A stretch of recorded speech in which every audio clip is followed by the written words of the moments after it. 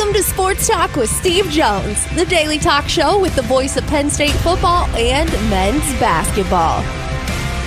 You never know what special guest may stop on by any given day.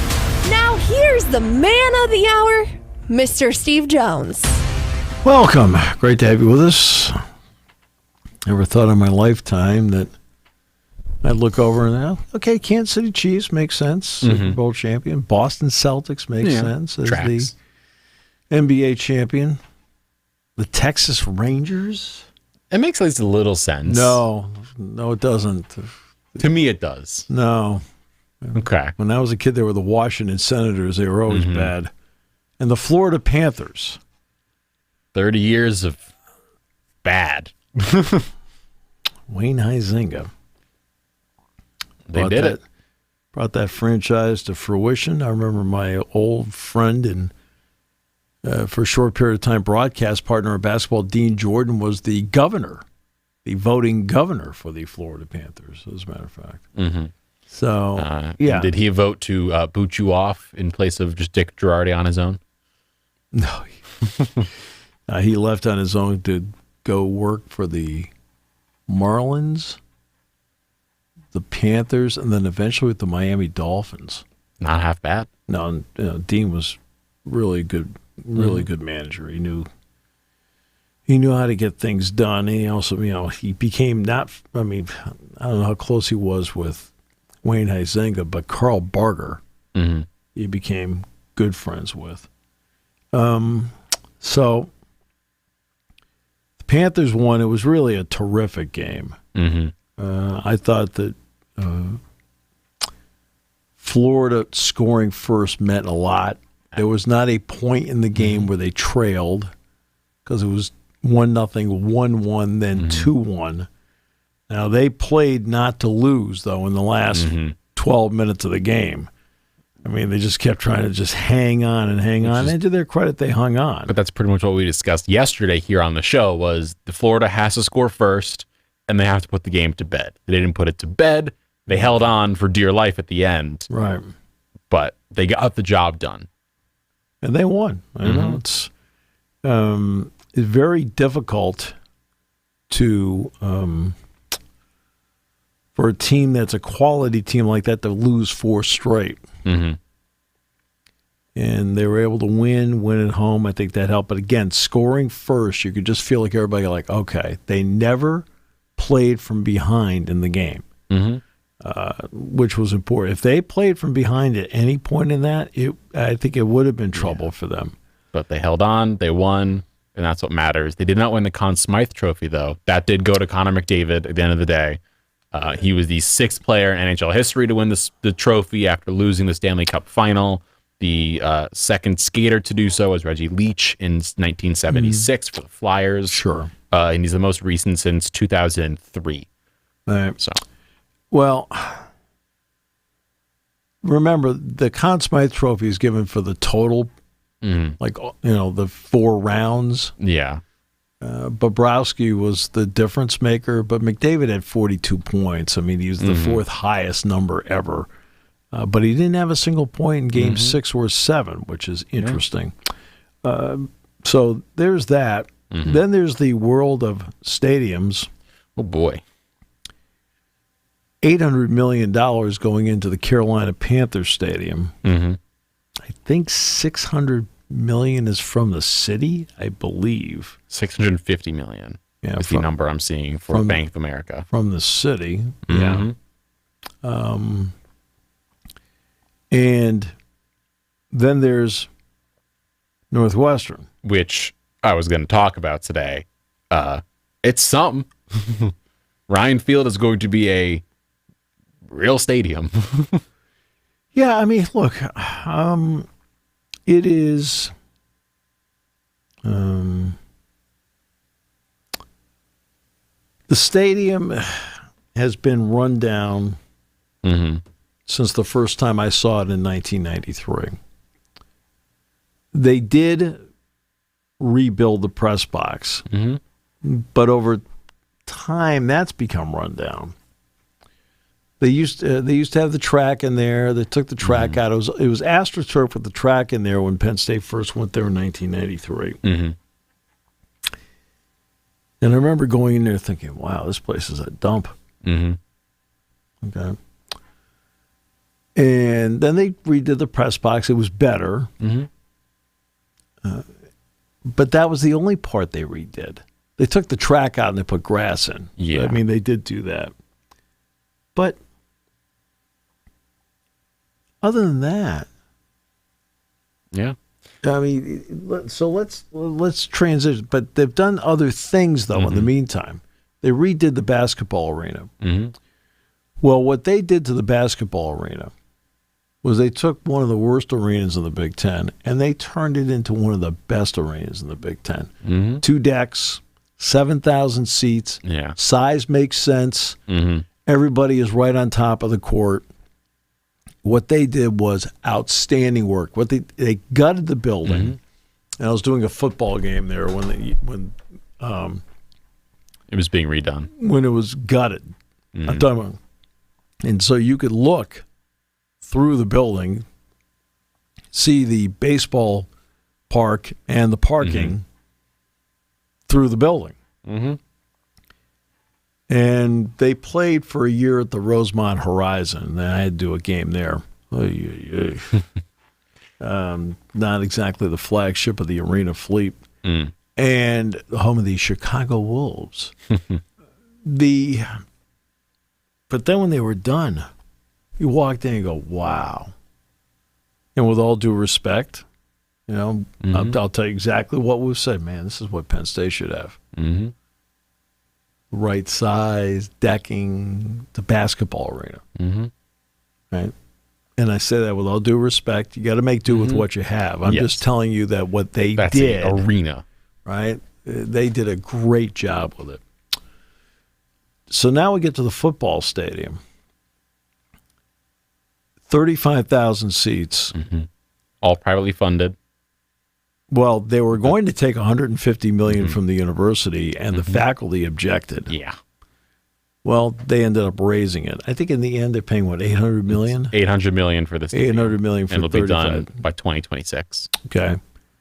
So they understand who they are and what their drawing power is. Mm-hmm.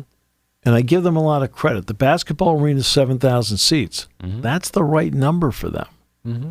The football stadium is 35,000 seats when they're all said and done. That's the right number for them. Yeah. Now, they've had issues, and it's not just issues with the faculty, like, okay, $150 million, and they privately, and they have such a donor base, they can do that. But they've had problems with the city of Evanston. Big problems with the city of Evanston.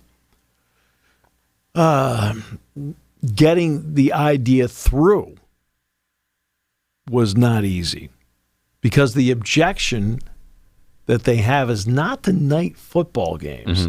The objection they have would be to summer concerts because of the noise and the traffic. Okay, because there are neighborhoods. Yeah. Around that area. It's around a bunch of neighborhoods. Right. So, I mean, there are neighborhoods all around there. Just taking it down. It's going to be a lot. No, it's down. No, it's down. But taking it down took longer. Why? They were not allowed to implode it. Why? Because of the noise, 22 seconds, and the dust, 5 minutes. Right? Couldn't implode it, and because of noise and dust. Okay. So they had to knock it down, essentially. But I give them credit because in the meantime, it wasn't just the basketball arena they did. They then did their own indoor practice facility, which is right on the shores of Lake Michigan. It is a beautiful facility. Campus is in a beautiful location. Right, but it's a beautiful facility. Like, I remember talking to Todd Blackledger about it once. He says, Steve, have you seen the place? He says, it's unbelievable. Right? And glass looks out on the lake. It's really, really well done. Now, they have an outdoor practice field. That's what they're going to use for their games, except for a game with Ohio State. I think they're going to play that at Wrigley Field. Yeah. So they're going to do that temporarily. Now, Penn State will not play there. Mm-hmm. Penn State does not play Northwestern again until 26 anyway. So which is when the new stadium will be up by then. Right, but I think the game's here. Mm-hmm. I think the game with Northwestern's here, but they don't go out to Northwestern for a couple of years anyway. So you've got... They're at Northwestern in 26. Okay, so they'll be in the new stadium, which will be great. And looking forward to it. Oh, yeah. Seeing what it looks like and going from there. But 35,000 seats, $800 million. Okay? Now, there have been some people here upset about the $700 million price tag, the last 630. Now, that's the top-out number. We'll find out how close they get to it, okay? But what they want to do is they want to have this facility in use as often as possible. As I pointed out yesterday, athletics does not have sway over the Jordan Center. They don't run it. It's an entity. Right? So, in other words, if athletics wants to do something in there, they have to pay rent. And if somebody else wants to have a conference in there, athletics doesn't get any money for it. Okay. There's a concert, like I know Jelly Roll's coming in October. Well, no, but that's the management of it. There won't be, if they do a concert in Beaver Stadium, it's going to be like, Luke Combs was, athletics benefited from that. But if you wanted to do a conference and you want to rent out space in the new Beaver Stadium, athletics will get the money. Right? So they'll have more control over what they're doing revenue-wise, because right now, if they were to do events where athletics could benefit from it, you'd have to use Haluba Hall, you'd have to use Pagula, you would have to use Rec Hall. Right? This would then give them the opportunity to do more beyond just the Mount Nittany Club. And they'll be able to get more use out of it, which means they have an opportunity to get more money out of it. Because they can't do that right now with the Jordan Center because as it started from the beginning, they weren't in charge of it. They have to pay rent for the offices. They have to pay rent for the basketball office, any athletic office in there. We talked about, they've got to pay rent on practice time. They've got to pay rent on the floor. It costs $26,000, I think, to put the floor down, some number like that. Nobody's ever called me to tell me to dispute the number. How about that? So, Sounds about right. Give me a buzz if I'm wrong.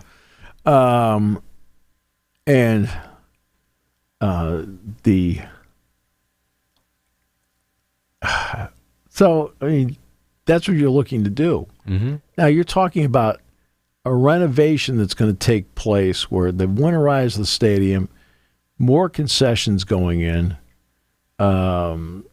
bathrooms, and the west side being done. Okay?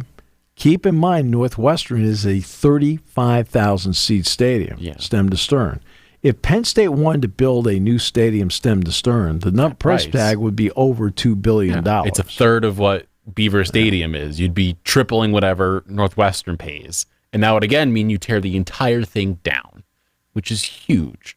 Like, they are, as you said, tearing it up to the studs, going all the way down and all the way back up with the stadium.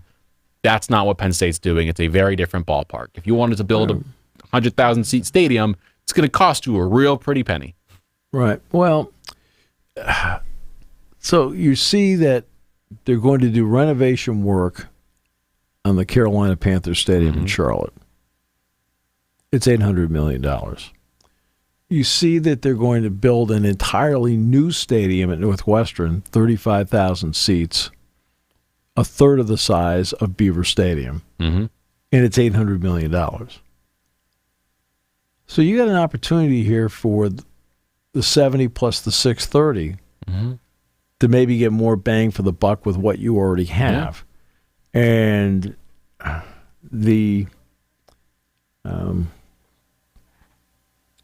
so that's what they're doing with it. Oh, no, your guy OG Anunoby has declined his $19.9 million player option. He'll become a free agent. He's going to re-sign with the Knicks because he's going to get $40 million. That was expected. He's out. No, he's gone. We'll discuss him in a minute. No, he's gone. I know. He's out. I mean, sure. He's going to Lakers. Of course. Everybody wants to go to Lakers. He's going to join JJ Redick and every Duke player in the world and join the Lakers. Every amateur podcaster like myself. Anunoby's an Indiana guy. I'm sure. He played here in the Jordan Center. I know. Anybody who follows Penn State basketball knows he did, but he did.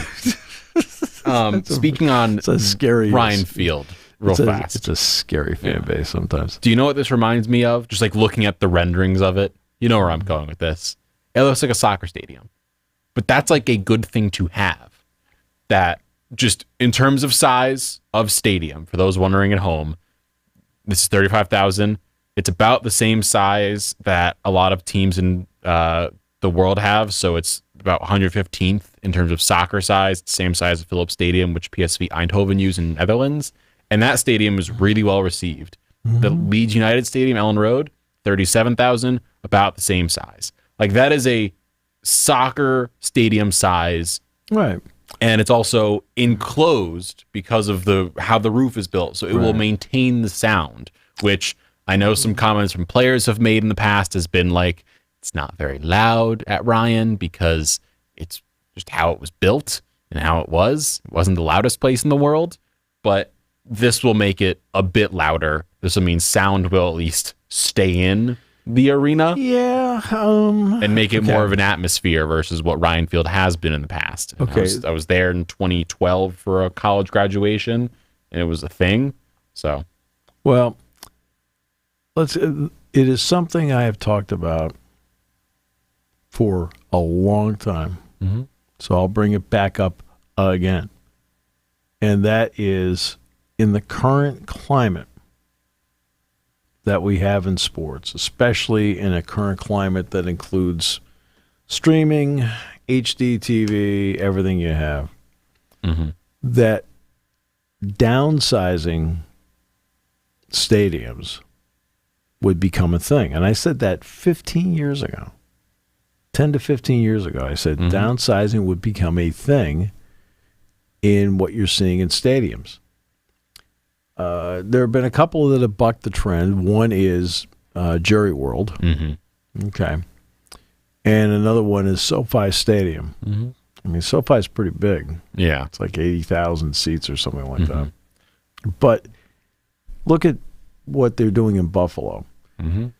At one point, I think it's called Highmark Stadium, right? It's Highmark, yeah. Okay. When it was called Ralph Wilson Stadium, it had 80,000 seats. It was the largest stadium in the NFL. Now, they've since rolled back on seats. Mm-hmm. I think because they put luxury suites in and so forth. Knows what the new stadium is? 65,000. Mm-hmm. Okay. Washington. That stadium, I think, when it was built in Landover, I want to say could seat 88,000, almost 90. And you notice now they've blocked off with tarps the upper deck. And I think it's in the 60s now. They see like 65. 68, just under 68. 68,000. Mm-hmm. At one point, what was it, 88, 90? 91. 91, okay. Well, they rolled back 23,000 seats with tarps. Yeah. Okay? And that's some of the trend that we were seeing. Mm-hmm. Baseball started that trend. I would say I remember forever watching in the Oakland Alameda Coliseum, the entire top was just covered with the Athletics banner. Yeah. And that was the Athletics. That was a little bit different. But even so, the entire top of that stadium was just the green and yellow logo. That's because, it's a football stadium too, so it's a combo. But the fact that that was there, that was... But Memorial Stadium became Camden Yards. Mm-hmm. Okay. Veterans Stadium became Citizens Bank Park. Mm-hmm. Three Rivers Stadium became PNC Park. All of them are smaller. Mm-hmm. 43,000 for Citizens Bank, 38,000 for PNC. I think it's 45,000 for Camden Yards. Shea Stadium was 57. Yeah. Citi Field, 42. 42. Right? I mean, that's what they've done. They've downsized in Major League Baseball parks because they know that in today's world, that's what works. They don't want empty seats. Yeah. And the same thing is happening with stadiums across the country that you're seeing. Northwestern is going from 47,000 to 35,000. Well, guess what? After years of market research, a.k.a. attendance, 35,000 is a better fit for them. Right? Knocking off more than 1,000 seats at their basketball arena is a better fit for them. Minnesota played in the Metrodome for years, 65,000 seats. Their stadium seats 50 now.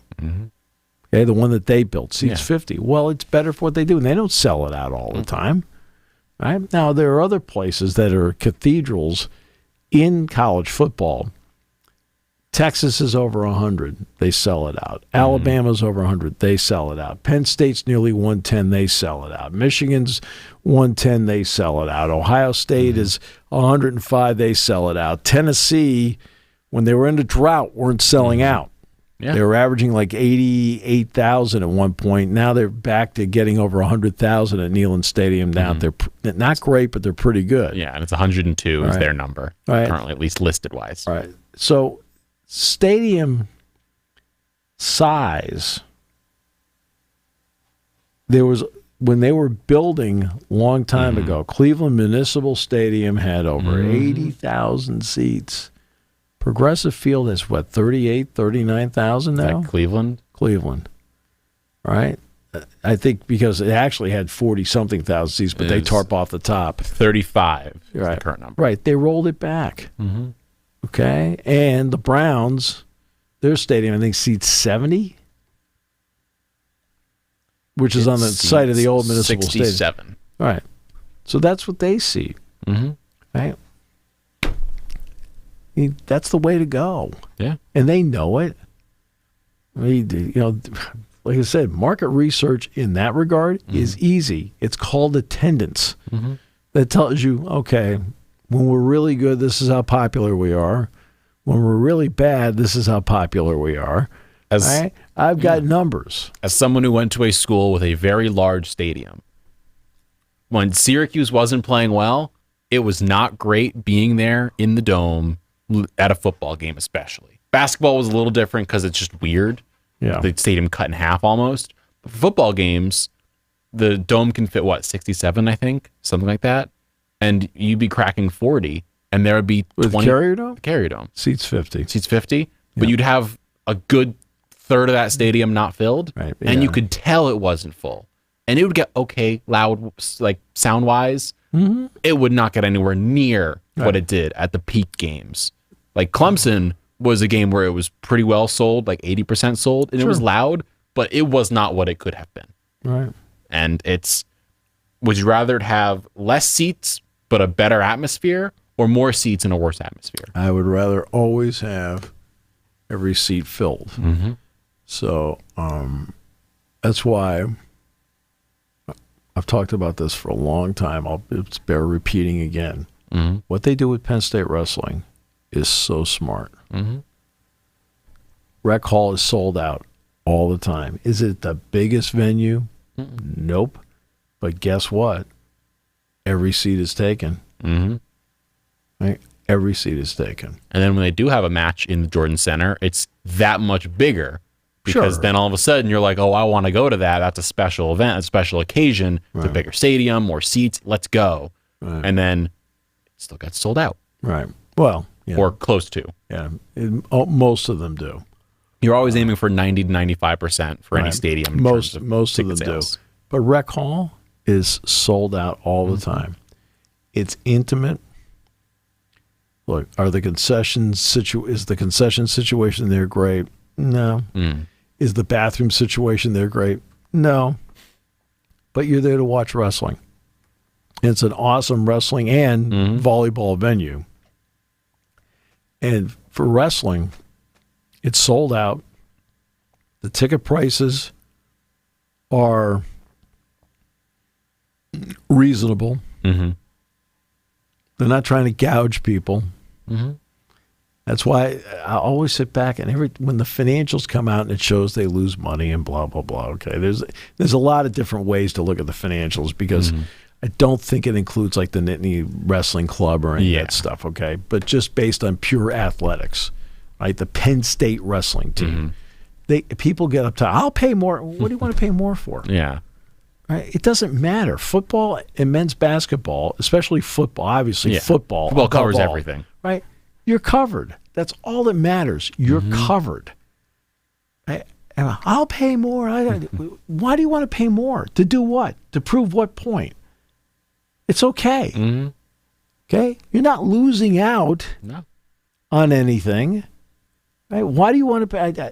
I'll pay more. I'll sit there. I've actually had people, I look at them and go, are you nuts? What do you want to pay more for? You got your backside cover. You're good. Yeah, okay? Football looked like it was sold out this weekend. I think you're fine. Yeah. I mean, and that's it's more important to get people in. Yeah.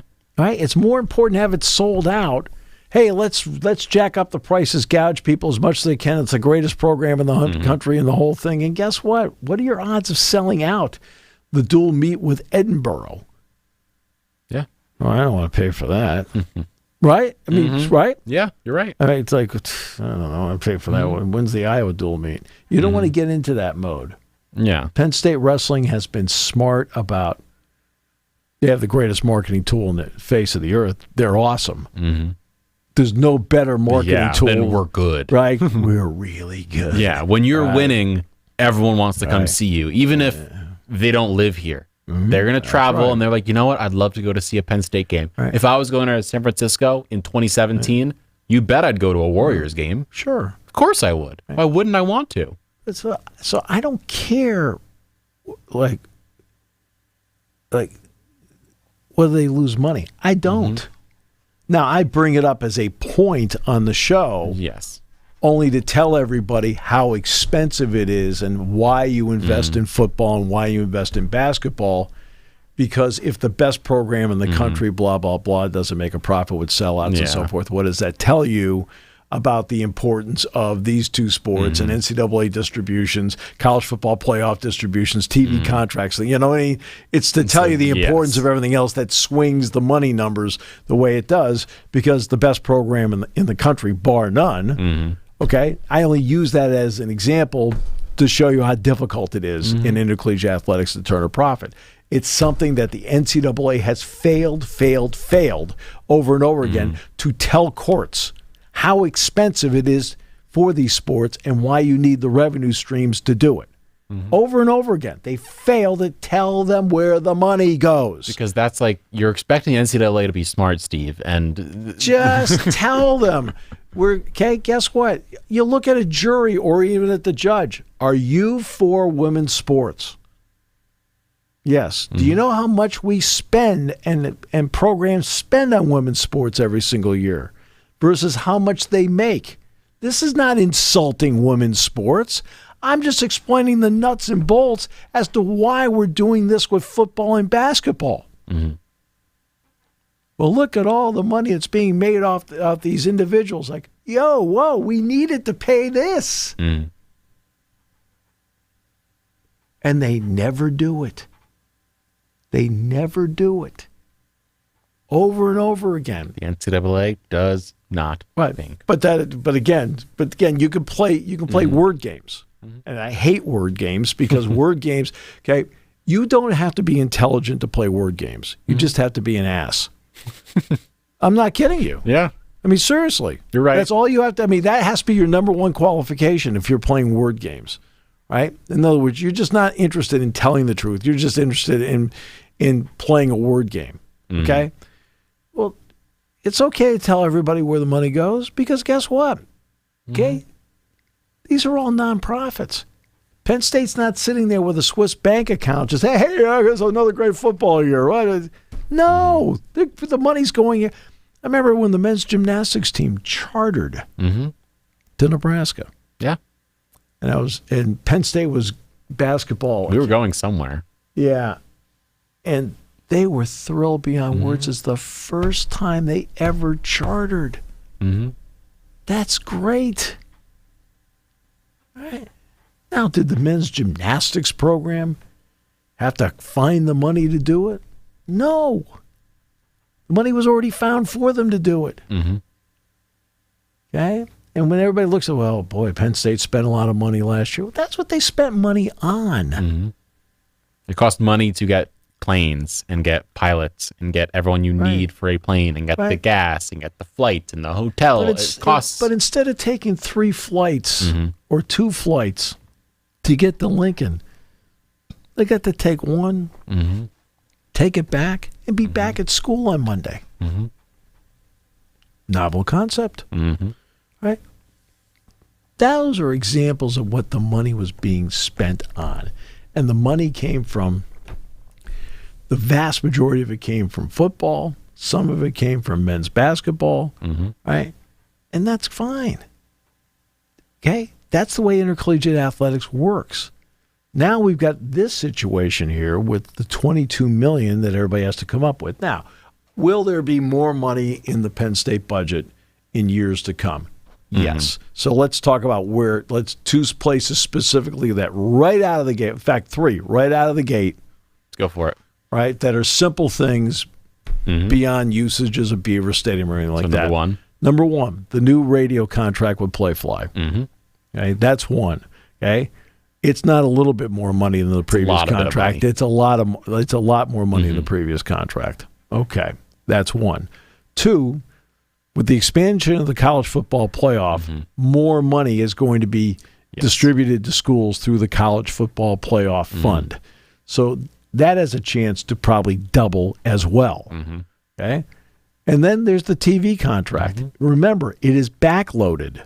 It's going to get more and more. Right? Now USC, UCLA are in. You can't really count Oregon and Washington. They're being fronted by Fox at half shares. But with USC and UCLA in, now some of the higher numbers begin, okay, not completely, but begin to kick in. It'll just keep growing, right? And the last 3 years, there's money. It's a lot of change. Right?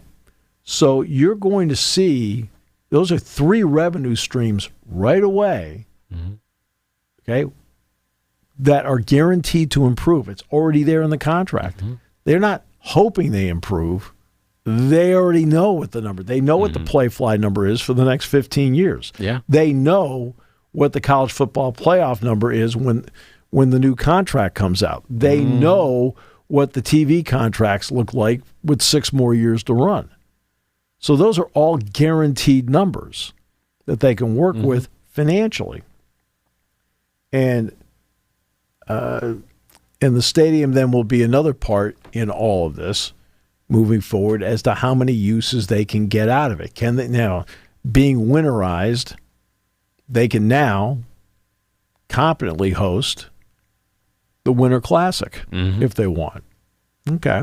Now, I would like to know from Notre Dame and from Michigan, for example, 2 places that have hosted a Winter Classic, how profitable is it? But, geez, you look around, a lot of people are certainly bidding for the darn thing. It's in Philadelphia. It's been at Citizens Bank Park. It's been at Yankee Stadium. Is it Yankee? The Yankey Stadium had it, right? Yankee Stadium, I believe, had it. Fenway Park definitely had it twice. Target Field in Minneapolis had it. And so now that you can have it here, which would probably be the Flyers and the Penguins, which would be tremendous. Although I know Buffalo would love to do it. And Buffalo, by the way, has hosted it. They had it at Old Rich Stadium, whatever, Wilson Stadium, whatever it was called at the time. Also, another part of all of this is the idea of concerts. We've discussed them a little bit, but it was 7 years since a concert had come here. Blake Shelton came here in 2017. Right. I wasn't here when that happened, but I have not heard it was the most well-attended thing in the world. About 24,000. Okay, 24,000. The Luke Combs concert was sold out. Yes, it was 80,000 ear to ear. I was there. It was an incredible time. And they now see that it works again. And that is another revenue stream of you can have more concerts, bring people in, okay. but it'll make you money at the end of the day. You need to be smart about the concert thing.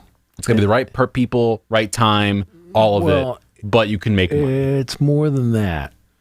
It's more than that. The one thing that concerts do, on the unfortunate end of it, Is the field. is they wreck fields. And so I'm not going to sit there and say, hey, let's have 3 of them in the summer. I'm like, oh, okay, wait a minute. I don't know how many they can have without the field needing work. I mean, the entire field has been replaced. Yes. In Beaver Stadium. I mean, it's replaced afterwards. Yeah, it was after the concert was done. So the field has been replaced. That's been done. But I don't know. I remember after Blake Shelton being in there and seeing all the areas that had to be, they had to replace and resod where the stage was, where the entry levels were, things like that. So I don't know how many concerts you can do in there. Can you do? I mean, you definitely can do one a year. That's not an issue. But that's the point: is you can get back. You can do one a year now, as you've now seen, and with the fact that it did 80,000. Oh, tickets, sure. Like that is a positive turn for them, but they can go, okay. Well, not only is it a positive term for it, for artists out there, artists out there went, whoa. Okay. Taylor Swift. I'm saying though, but artists now are out there looking and saying, okay, all right, that's a reasonable venue, and people will turn out. And there's not many stadiums that you can get that are bigger than this, right? In general, because no one really sells more tickets stadium-wise than Penn State, I would assume. What stadiums are above that? 80,000. Would that be like Meadowlands 83, but you don't fully sell that out for a concert? No, there's only, there's always a part of the stadium you can't sell. You can't sell. So I would assume this is one of the biggest you can get. Sure, yeah. So interesting. I don't know if Columbus has. They don't have many. The Shoe doesn't have a lot. They don't have a lot. Michigan doesn't have a lot. Which is odd because they both field turf, and it doesn't do anything to the field when you have field turf. It does nothing. I think it's just a location. And it's a lot of times people will go to the bigger cities for concerts, which is easier for them. Like a state college concert is special when it happens in the stadium like this. And that's why when Luke Combs came, 80,000 people turn out, and it's a huge deal. Right. So it is incredible. And now it makes you wonder, I know she's not going to because she hadn't her tour this year, but artists on the level of Luke Combs or Taylor Swift or these huge artists, they're going to get you 80,000 tickets, people in seats, and then also they charge an arm and a leg for parking, and it gets them however much money that is for parking, and like it will add up. Yeah. And my point was just that it's a positive thing. I mean, remember too. I mean, I know she's ending her tour. But remember too that Taylor Swift is a Pennsylvanian. She is. She's from here. Yeah. She's played the Jordan Center, so it's not like she's never played the Jordan Center. She has. But imagine her in Beaver Stadium, the biggest one she could sell in her home state. That'd be something. I mean, just the mere thought that she would be here. I mean, I think the tickets would sell out immediately in minutes. It wouldn't last long. No, it would not. And I would be there crying.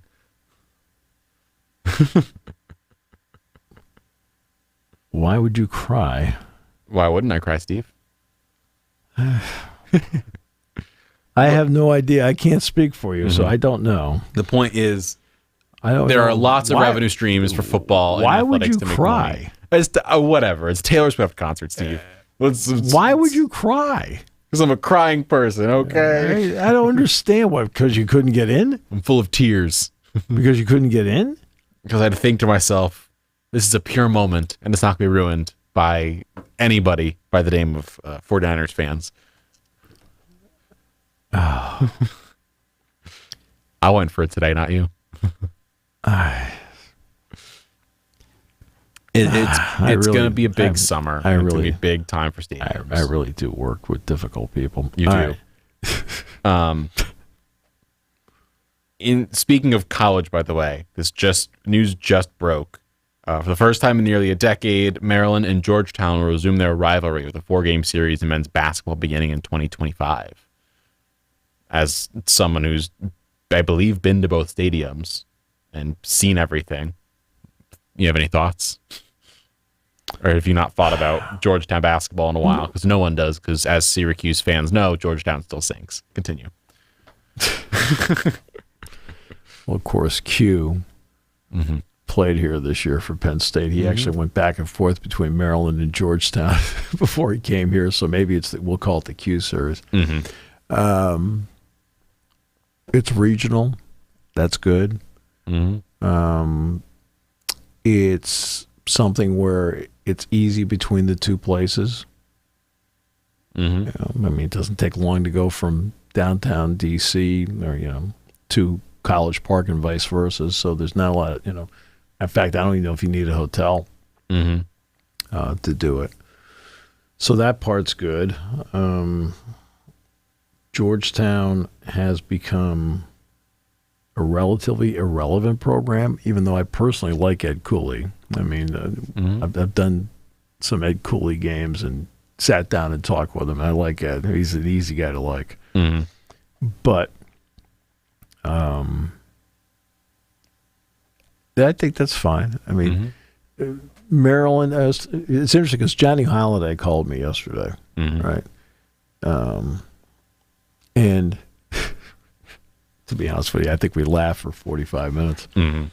But sounds about right. But we were talking about Duke came up. And, to Maryland, that was the biggest rival they had. J.J. Redick, yeah. Everybody. I mean, when they played Duke, it was a big deal. Now, sometimes those quote, rivalry games go one way, and that might be at times one of them, where to Maryland it was the biggest rival, and to Duke it was game 22. Yeah. Because Duke is, for everybody, the biggest game in the schedule. But, so Georgetown playing them, that's fine. I think that's great. They were never in the same conference together. It's not like Missouri and Kansas, where they're finally back to playing each other. But, when they were in the Big 12, oh my God, right? Well, then when Missouri went to the SEC, before attempting to get into the Big 10 first. Yeah. That fractured it. All the conference realignment has at times fractured some rivalries. Now, Georgetown, Maryland is not one of them because they've never been in the same conference together. Whatever reasons happen to be as to why they didn't play. Maybe Patrick didn't want to play him. I don't know. When he was the coach, I don't know. But you can even wreck a rivalry even within the conference. And I'll give you an example. Oklahoma, Nebraska. That used to be the Thanksgiving weekend game. That game on Thanksgiving Day in 1971, the highest rated regular season college football game to that point ever. I mean, number one, number two, I think Nebraska won at 35-31 or something like that. Jerry Taggy was the quarterback. And they got put into separate divisions in the Big 12. Well, when you're put in separate divisions, and at that point they were playing 8 games, not 9, you rotate off a schedule if you're not. Okay? Well, they rotated off each other's schedule. So they wrecked the ride, and then they moved it off that weekend, and they moved it to the middle of the season. Nebraska ended the season with Colorado.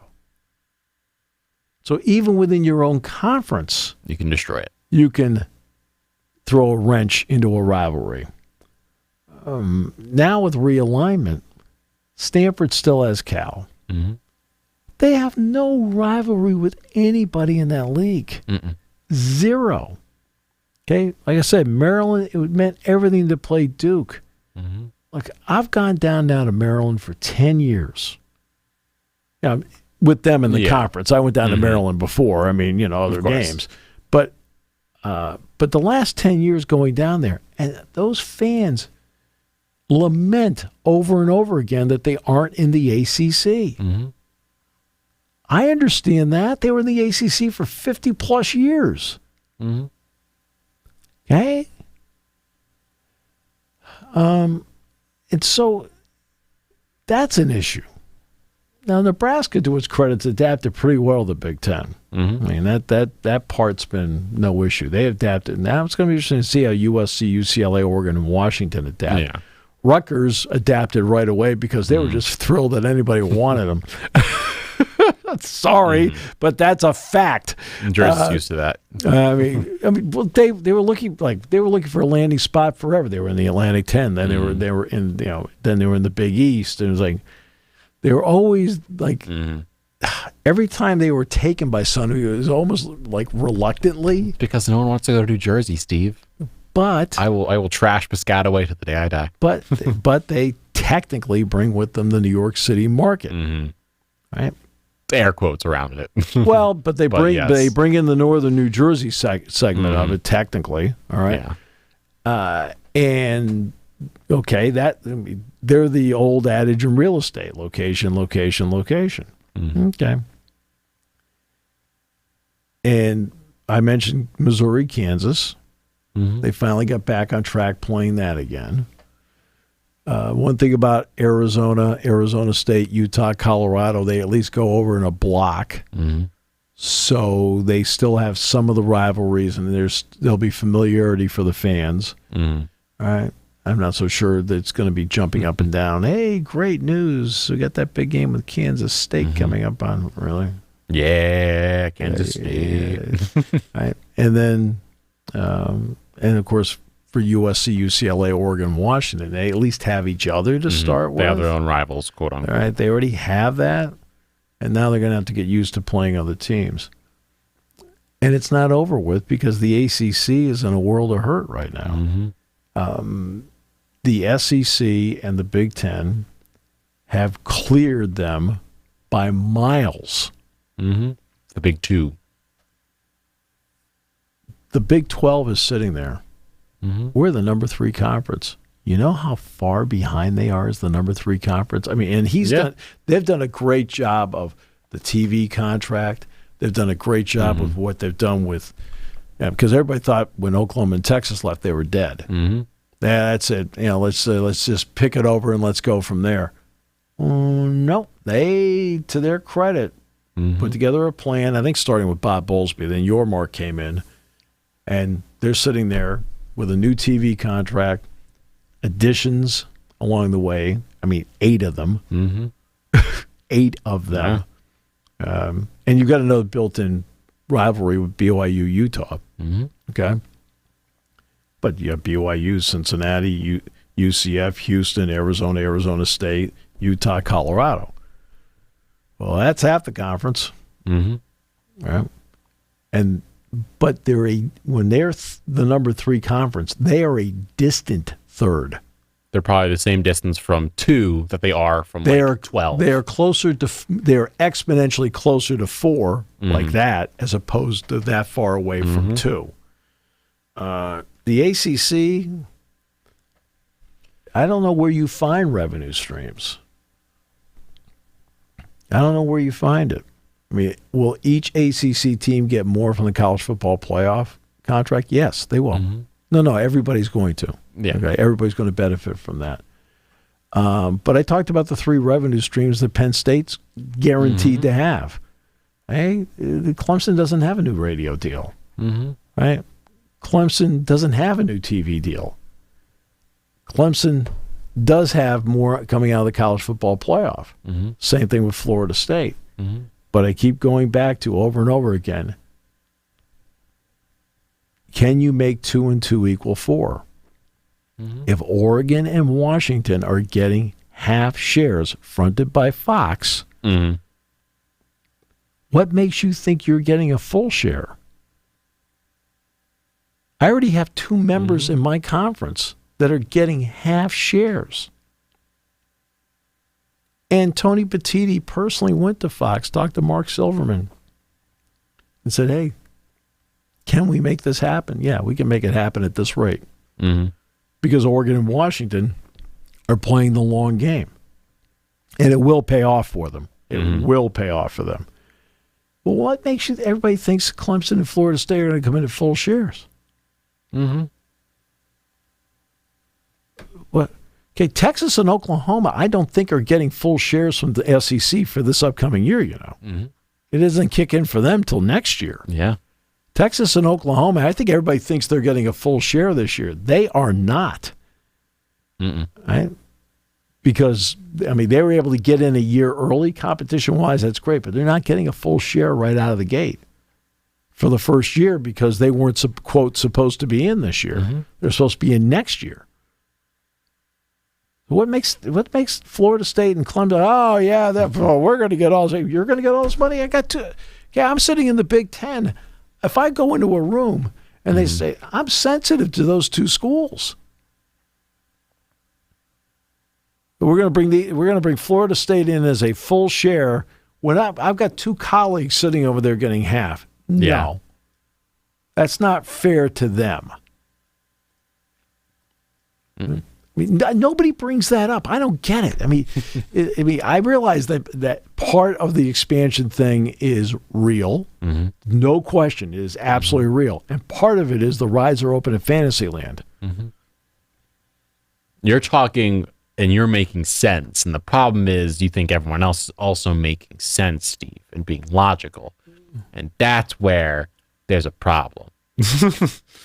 Well, is people don't, there is as you said, they're in La La Land. They're in fantasy world. No, but I mean, the fact is that those schools won out is a fact. Yes.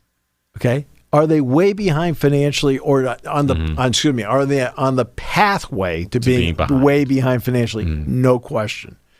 Would they love to move? Probably would. Okay. Would they like to go to the Big Ten or the SEC? No doubt. Okay. But there's also a couple things that you sit back and say, well, wait a minute.